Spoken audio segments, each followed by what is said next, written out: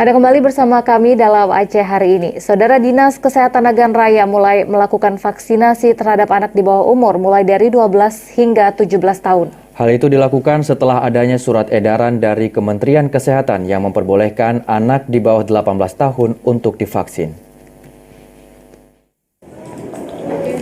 Guna mempercepat capaian target vaksinasi ke masyarakat, Dinas Kesehatan Nagan Raya kini juga menyasar anak di bawah umur untuk dilakukan vaksinasi. Terlihat sejumlah anak ikut dalam pelaksanaan vaksinasi yang berlangsung di sejumlah titik di wilayah itu. Berbeda dengan orang dewasa, para anak cukup membawa kartu keluarga untuk diserahkan ke petugas vaksin, lalu kemudian diperiksa kesehatan dan jika memenuhi syarat, maka akan dilakukan vaksinasi. Mereka yang divaksin berusia di atas 12 tahun hingga 17 tahun dan harus didampingi anggota keluarga. Saat ini vaksinasi anak sudah mencapai 100-an orang.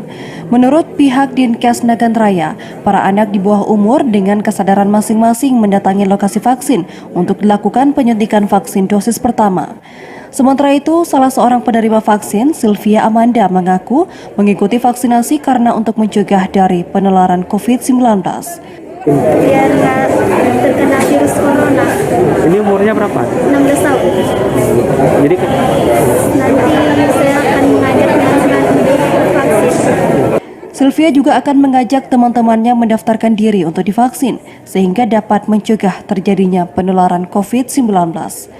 Dari Nagan Raya, Aziz Saputra, TVRI melaporkan.